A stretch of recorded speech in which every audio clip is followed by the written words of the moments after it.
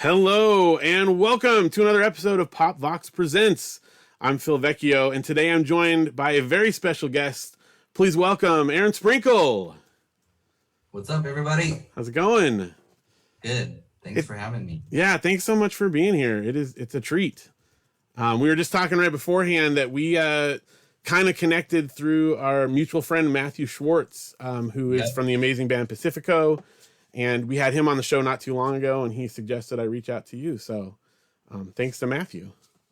Yeah, I think I remember him. Yeah, he's a good guy. So yeah, you've been doing a podcast with him for a little while ago. I think he started last year, and I am current on the show, so we're not going to try to cover all the stuff that you've done. But tell us just briefly how you got into doing a podcast with Matthew Schwartz. Well, I got kind of pressured to do one from Matt Carter, my friend Matt, who from Emory, and he does Bad Christian and Labeled and all that stuff. And he was kind of always telling me that I should do one, but it felt very overwhelming. And when Matthew and I got to be friends and got to talking about it, he was like, "Well, why don't we do one together?" And I was like, okay, that sounds cool. And, we have such a good chemistry, just the two of us, like, the podcast really just feels like when we hang out and talk. And anyway, so we basically were like, we could just do that and record it and release it. And it's been really fun. It's been a huge learning process. And the biggest thing for me to get over was just hearing my speaking voice recorded. It just made me want to cringe every time I heard it, but I got over it. And I mean, because I have to edit the podcast, so I have to, I have to be okay hearing my voice. So, yeah, it sounds fine from this end, so don't worry about it. Well, yeah, so I just want to encourage everyone, check out Moon Traveling here. I got my sticker to show you guys here. We've been enjoying listening to it over here. And the most recent episode that you guys did a little while back was with the members of Poor Old Lou, which is kind of the beginnings of your musical journey there. That was a fantastic episode. Cool. Thank you. It was so fun. I was laughing. I listened to it late at night when Janelle was already in bed. My wife, Janelle, over here, by the way, who helps run everything behind the scenes. Hi, guys. Thanks, as always, Janelle. I was listening late at night in the living room and literally like busting up out loud with my headphones in, and she's in the other room like, what's going on out there, Yeah, it was really fun. It felt like no time had passed between us, and we just got right back into our old groove. It was fun. Yeah. Well, it reminded me, it's very nostalgic for me because not only was I a big fan of Poor Old Lou, but my friends and I, which I've tried to explain this to my kids, that we used to just hang out and listen to music when we get together, which is kind of an alien concept, I think, to a lot of, kids these days. Totally. But we would go listen together, and that Sit and Stare video of Poor Old Lou, we would sit and watch that, and we'd reenact it. We'd run around our backyard with video cameras and do your sketches and do our own sketches. It felt like these are guys that are about our age, and we can do this stuff. And so it felt... Oh, that's amazing. I've always felt like we could relate, Yeah. That's so cool. My favorite one that we did was a fake commercial for Nut and Dummy cereal. So I just had to tell Matt and Derek a shout out there for doing that with me all those years ago. So anyway. I love it.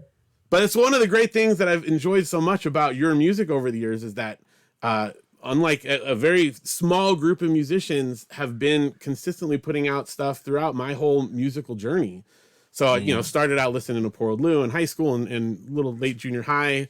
And then, making mixtapes for my wife with Rose Blossom Punch, listening to the new Fair album when I was rocking my daughter to sleep as a little baby. And now, like your solo stuff, my daughter and son, but my daughter in particular, you're like their favorite artist. So there's like a whole new generation that's Aaron Sprinkle fans. That is awesome. That's hugely flattering, but that's amazing. It's kind of weird to think of, but like at her junior high, she talks with other kids at the junior high about the new Aaron Sprinkle, like the new album. Like, this is cool. Wow. That's crazy. And that brings me to ask you about your new album. We just had the new EP Certainty come out, and we've been listening to it a lot. I know we've talked a lot. You've talked a lot about it on your podcast, but how's the response been to it? How have you felt about people listening to it? The response has been amazing, honestly. I think, you know, I can be a little schizophrenic about, you know, what style is he going to do next on this next project. I just sort of go with whatever, you know, is on my mind or in my heart at the time. And I really had I had the vision for this project of being more of a little bit of a throwback for me.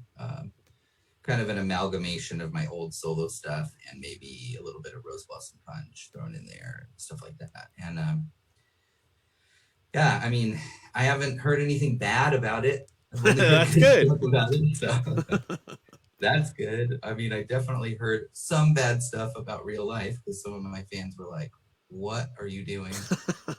But you know, yeah. So it's been great, a great response. It was, you know, a big deal for me because it was my first self-released solo record ever. So, you know, that's big, and you know, it's just fun. The whole thing is such a learning process. You know, being an independent artist, and I'm still trying to figure it out. And I've already got more stuff planned, you know, for the future. So I'm excited about that. Ooh, that's good to hear. Yeah. It's just for the record, I have to tell you that Real Life gets a lot of play around this house as well. Nice. I think Water and Guns is probably my daughter's favorite of them all, but you know, nice. they're all I celebrate your entire catalog, you know, as they say. Thank you. Yeah, I would get this kind of consistent message from some of my older people, and when I say older, I mean my age. Like, I don't really get Real Life, but my kids seem to really like it. For some reason, it's hard for a lot of people to transition their musical taste, you know, to accept that you can like more than one thing. I have no problem enjoying both, like an old acoustic album from you and then some more electronic-y stuff. Like, to me, it's all part of the big artist picture, you know. Yeah, it's funny because I can be that way about artists that I love. I can be like, "What are you doing on this new thing? This is not what I wanted you to do." So I totally understand and relate to it. But it also helped me kind of give me a better perspective on, you know, that as far as a fan goes, because I didn't set out to make a particular thing when I made Real Life. It was just what I wanted to make. Like, it was just what was coming out of me.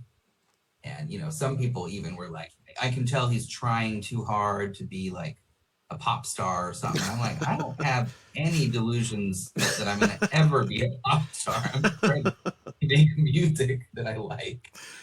So I totally like have more empathy for people that reacted that way. Yeah. I always try to stay quiet. You know, I lurk in a lot of the online Facebook groups or whatever, and right. I see a lot of that, and I don't feel like it's worth arguing it with a lot of people. You're not going to change their mind, but it always boggles my mind that people assume that they understand what an artist is trying to do when, you know, that's your art. That's what you decided to put out there. It's not for us to like judge why you did it, you know, just to... Right. But on the flip side, as soon as I release it, it's yours, and you get to experience it however you want to. That's true. And if you don't like it, that's fine. And if you like it, if a song hits you in a way that I wasn't even intending for it to, that's beautiful. That's great. I love that. Because I know for sure there's songs that I love that other people have released that they hit me in a way that they weren't thinking of when they wrote it or recorded it or whatever. And that's the beautiful thing about music. Once it goes in my ears and into my brain and my heart and my soul, it's mine. And so I have to sort of, you know, if you love something, set it free. With my music, you know? So, yeah, it's good advice. Yeah. Man, well, so a lot of cool stuff that came out with Certainty, a lot of like merch and stuff like that. You also put it out on both vinyl, a cassette, and a CD version. So my question for you is, what's your preferred listening format these days? Well, that's a good question. I mean, I think if I'm going to really sit down and intentionally listen to music, I do really love to listen to vinyl, but I mostly listen to Spotify. Oh, okay. That's mostly how I consume music because I don't like if I'm listening sort of passively in a recreational sense to music, it's usually when I'm in the kitchen or cleaning or something like that. And I just have some playlists that I've made that I, have sort of added to over the years, and I kind of just keep recycling those. They just give me the feels that I want for that moment or whatever. And then if I'm in my car or doing, sort of research type listening, it's just too convenient to not use some sort of streaming service. And, it's one of those things, unfortunately, like I obviously have a lot of issues with Spotify and the entire streaming ecosystem. Yeah. As far as being an artist and a producer, but I have to be current with all that. I have to know what's happening on those platforms. So it's a dumb, it's a tough thing. But it's too convenient, it's too easy. But then as far as like pure nostalgia goes, like just fun, pure nostalgia, like I love cassettes. They're my favorite. And I have a boombox literally right there. Nice. In my room. And like I think that's because at the moment, the really important kind of moments of my life musically, that was the main format that I listened to music on, was cassettes. I even like had, before I could afford a CD player, my uncle had one, and I would buy CDs and tape them so I could listen to them in my Walkman or whatever. Oh yeah. And so I would, had some CDs around when I eventually did get my first, Discman or whatever, boombox with a CD player in it. But yeah, so cassettes have the most nostalgia to me, I think. And it might also be because they kind of, at least in my life, they completely went away for kind of a long time. Yeah. Oh yeah. And so when they kind of came back and I sort of rediscovered them, and I bought this boombox and started buying, old cassettes, kind of rebuilding my old cassette collection from when I was a kid. It's just very nostalgic. Vinyl I've kind of always had around at some level. So that the scarcity of the cassette might be part of the nostalgia for me. Yeah, it's real weird. I don't know, probably a year and a half, well, I guess 2 years ago, right before the pandemic, I bought a cassette deck at Target. And I felt like I was in a weird time warp. Like I'm at Target. Yeah. I couldn't find a CD player there, but there was a cassette deck. Right. So yeah, it's real weird. And they're definitely it's the worst sounding. Yeah. version. But there's something about that. There's something quaint and beautiful about how crappy it sounds. Yeah. And, I don't know. I love it. Well, something about like, I mean, again, we're around the same age range there, making those mixed tapes, because I did tons of that, where you'd get a CD, and I'm like, all right, I'm going to get all these tracks, and I'd put it out, and you label it, handwritten. I'd make them for different friends or girlfriends who eventually became wives, like that's that level of interaction with the music. It's so much more personal. And I understand the streaming appeal, but I don't feel like I'm, getting involved with it if I'm just clicking and putting something on a list, For sure, 100%. It's not the same thing at all. Yeah. But I understand convenience. Yeah. Unfortunately, that's where we're at. Well, so Janelle said we've got a couple of comments and questions in the live stream. So thank you everyone for watching live. You mind fielding a couple here? Sounds good. All right. What do we got, Janelle? Well, first of all, from Evan, it says, how many more hoodies from Wicked Clothes do you have? Thanks. And then Rob he asked if you could talk more about Lackluster. Oh, Lackluster. Well, that came about because right around the time that I started working at the Compound, which was, the studio that Brandon Ebel owned, the owner of Tooth and Nail, he bought my the masters for my first two, is that what it was? The first two solo records? Maybe all three. I don't remember. Somewhere around there. I think, yeah. And he basically was like, I want to put these out. I want to put out a compilation, basically. Because he sort of felt like, because the label that I put those out on didn't do maybe the best job or whatever, he kind of felt like it would almost be like a first time for a lot of Tooth and Nail people to hear it. So we sort of treated it like an album, and I added one bonus song to it, the song Pillbox. I added to it. I did it new for that. Yeah. I feel like I might have remixed one of the songs too, or maybe had JR remix one of the songs. Let's see. There was some stuff we did to tweak it and make it a little better. But yeah, I think it was for a lot of people, it was their introduction to me as a solo artist. So and I think it was a good sampling of what I was up to that point in my life. Yeah. And for those of us who'd already been listening, it was, well, we got to buy it because there's one new song on there. So yeah. That's clever. We hooked you. Janelle, another? There's a lot of comments on what he's saying. Oh, we got another one from Evan that just came in. What pillbox was you? Were you guys talking about? And then song.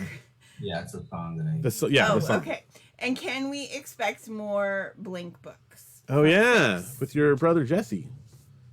Yeah, I mean, I don't really plan any of that stuff. It just sort of is like it kind of in my brain, it becomes something I have to do. And there's a little bit of sparks happening in that territory. I don't know how it's gonna come to fruition, but that was just sort of these songs I was writing that felt like they didn't fit into any other sort of category of anything I'd ever put out before. And I was like, I should do this with my brother. We haven't done anything officially. So I definitely would say I would be surprised if I don't do some more Blank books. All right. But I don't have any firm plans at this point for much of anything in my entire life. So I like that your attitude it seems to be from listening to your show that it's just whatever is going to happen. You don't close the door on anything for sure. And I like that. No, I think that is dumb. Like it does, because I mean, you either end up closing the door on opportunities or inspiration, or you end up having to come back with your tail between your legs. Say, right. Well, actually, yeah. So it's not actually our final performance, is what you're saying? Yeah, that exact, the perfect example. That's right, fantastic. A couple more. Okay. Mark wanted to know what was the catalyst for Fair? Oh, that's cool. Yeah, Fair came about. All those guys. Well, Nick has been a part of almost everything I've ever done, especially live. And then Joey and Eric started playing with me just for my solo stuff. We were like a band for backing me up for my solo stuff. And Fair really came about from, I would say, really like the most important aspect was Eric and I just share this immense love for, British, for like Britpop and, all the stuff that came out in the 90s and early 2000s from that scene. And it was one of those things again where I just felt like I had to do this thing that I was kind of wanting to do for a long time, and all the guys were just there. It was just obvious. And it was really my first foray into, Eric wrote a bunch of, probably half of those songs, he literally wrote the whole song. Like, I maybe would tweak things here and there, and we kind of went into it with the Lennon-McCartney thing where we would just like split all the songs together. but you know, but he wrote them for me, which was so cool. You know what I mean? It was like, it was really a different experience for me. And it really, in that sense, was a band. It was like a real band. And I hadn't done that since Rose Blossom Punch ended in whatever, 97. So, you know, it just was something that needed to happen in my life, I felt like. And perfect group of people. I mean, they're all just incredible and added so much to everything. And I'm so proud of both of those records. And there's some very good possibility that there might be some new fair action happening. What? That's pretty spectacular. Speaking of fair and Rose Blossom Punch, that you know, the record release that you did, that was like right before the pandemic, I feel like. Yeah, that was 2019. Yep, yeah, that was like the last live show I think that we went to before everything shut down. It was a good way to go out. That was a spectacular experience. So, oh, thank you. That was so fun. It was one of the just most amazing nights. Yeah, I agree. It was from our perspective too. So, thank you. One more question for you, Aaron. This is from our children who comment as me, but they want to know what is your favorite song that you wrote. Whoa, that's tough.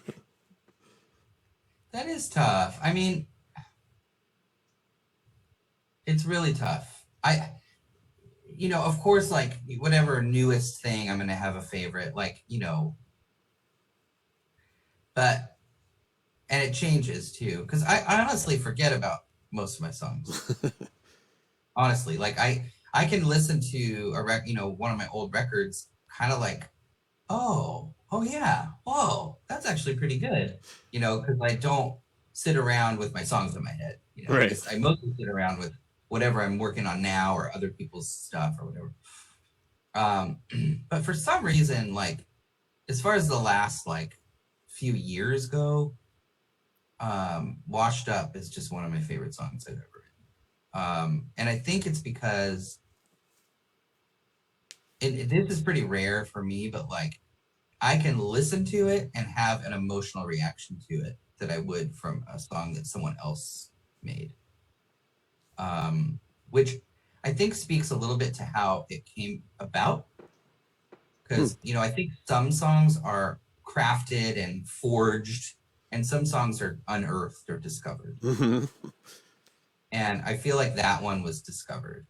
And those are the ones that I can almost listen to as a third party and connect to them. So, yeah.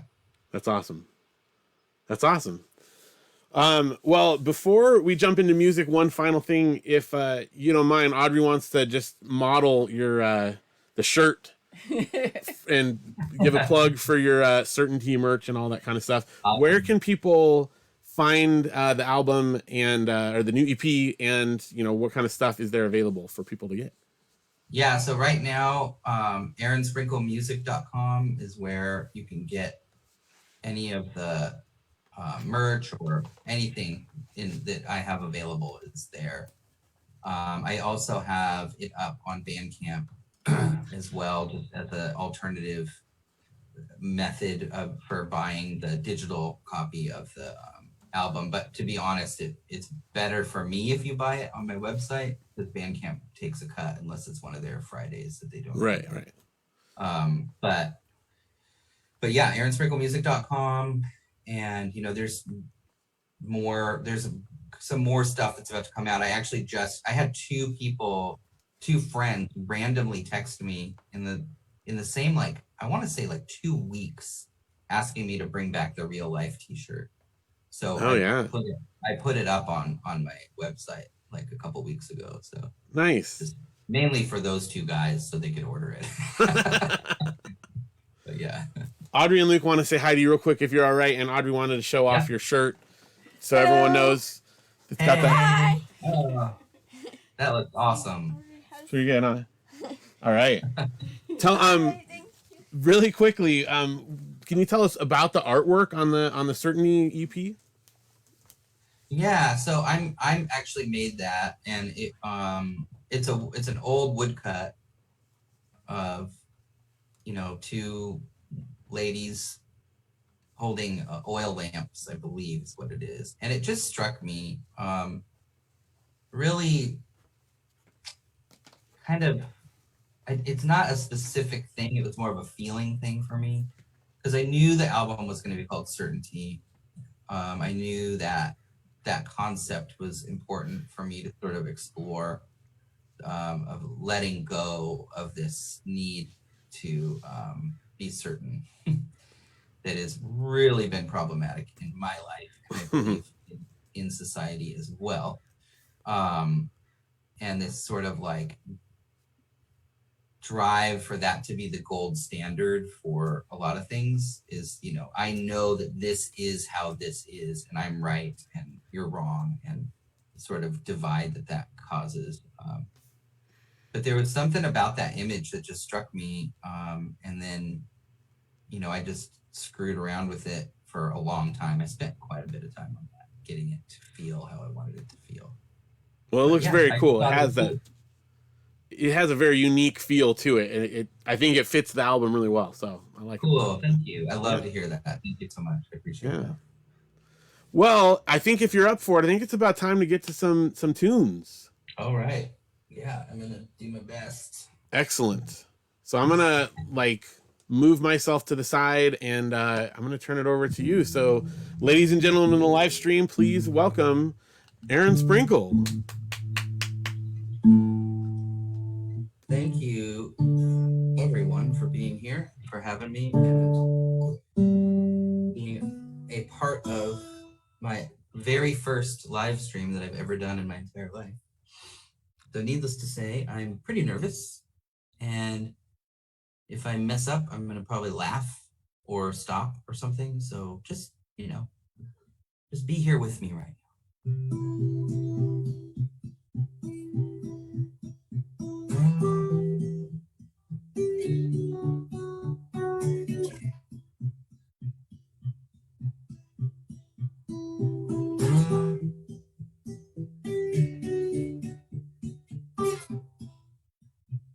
Never mind, never mind.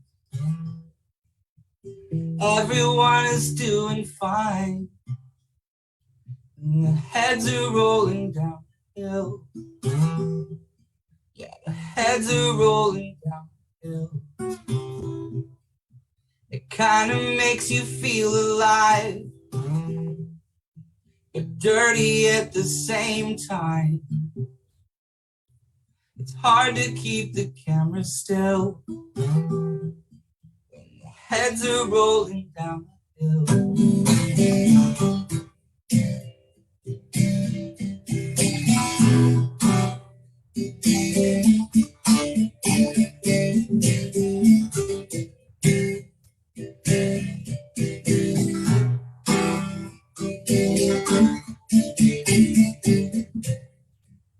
Did you make it for the sage advice, or the safety of some mob tie? If you're not in line, you're in the way. Never beat them at their own game. They're telling us to pick a cue with the masses or the chosen few. Now the heads are rolling down the hill. Yeah, heads are rolling down the hill. Oh, at the banks of the river, you can hear them call. Oh, like a stampede rolling to the second coming.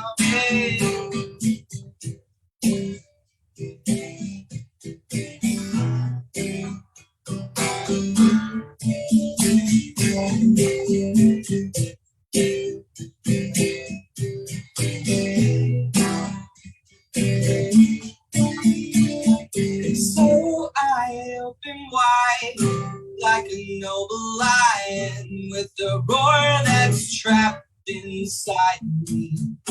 It feels embarrassing, but it's showing me everything in between everything. And oh,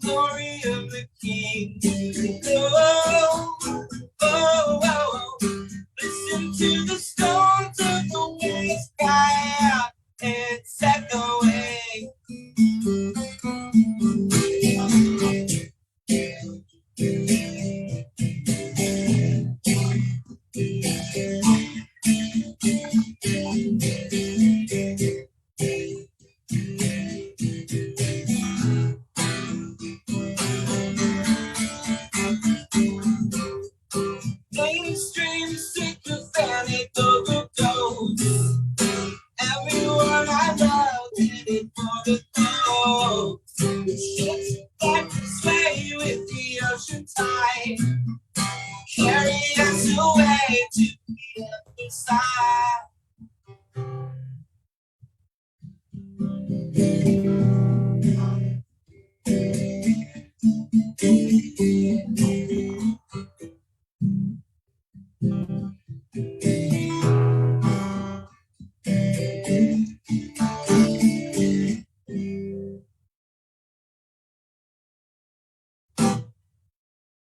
Kind of made it through it. So that song was called Rolling Heads, and it is on my new EP, Certainty. And it's sort of about my journey with, it's about kind of my coming to terms with how I feel about my experience with the church and the culture around kind of conservative evangelicalism. And if you liked it, you'll probably like it even more on my record. And then this second and last song I play is called Heat Stroke. And this is a song, it's actually the first song on Water and Guns, I believe. I think it is, anyway, pretty sure. And I had never performed it live until a show I played in December in Kansas City, but never even literally performed it before. So I kind of had to figure out how to play it again. I had to look up the lyrics and sit down with it and try to remember the chords and stuff. So all night, which I gotta do really quick right now. Okay. Gotta get that first out. So this is Heat Stroke. All my whole life here, 6 feet down with fear. I can't get it up from underneath. Everyone gets something sometimes. Flat feet and heat stroke. Hold me when I get home. Oh, I'm coming home, coming home. Oh, I'm coming home. I'm coming. Oh, I'm coming home, coming home.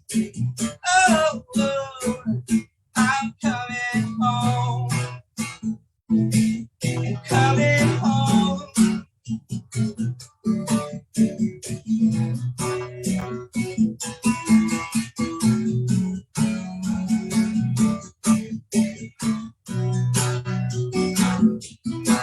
It's been years, just wondering what I can leave and what I have to bring. 'Cause I'll hang my hat right now. Oh, and I'll proudly hold my head down. Oh,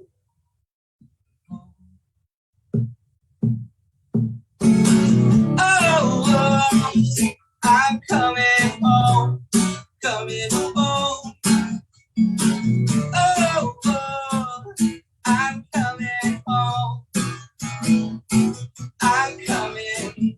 Oh, I'm coming home, coming home. Oh, I'm coming home. Would I become transparent if you held me up to the sun? Would you watch me fill my lungs?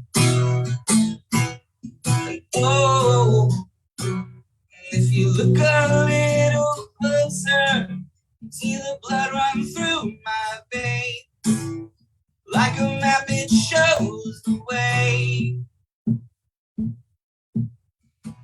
Oh, I'm coming home, coming home. Oh, I'm coming home. I'm coming. Oh, I'm coming home, coming home. Oh, I'm coming home, coming home.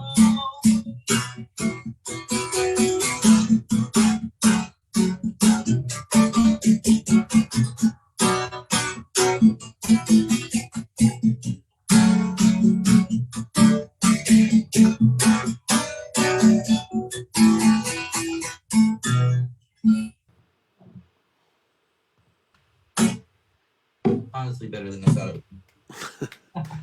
That was fantastic. Thank you. A lot That of was love in the chat. Many, Lots many of love. positive comments and thumbs up and things coming in there. So Thanks, you guys. This was really fun. that was Really awesome. Thank you again so much for doing this, Aaron. I really, really appreciate it. Yeah, absolutely. It was a pleasure. So just before we close out, I know we Janelle shared the links in the comments there for your website and all that kind of stuff. Are there any other upcoming things that you want to let people know about? Any other things you want to announce? Live shows? I think I saw some Yeah, stuff I have coming a up. couple shows. I gotta literally look on my computer what the dates are. I think I remember the dates, but I've got a show in. I think they're both. Sorry, you guys. I'm so sorry. I should have. That's all right. This is important information. I'm the worst. Okay. I have a show in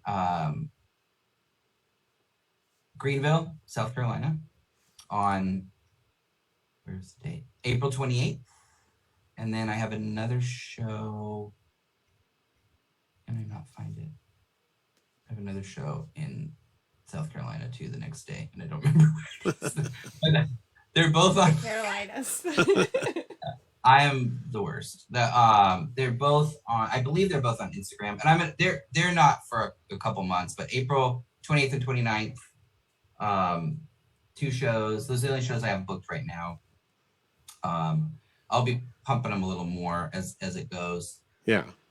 As it gets closer. And then the other thing I haven't announced yet publicly that I'm really excited about is I'm playing in Acceptance at the When We Were Young festival. Oh, that's cool. Yeah, so I'm pretty stoked about that.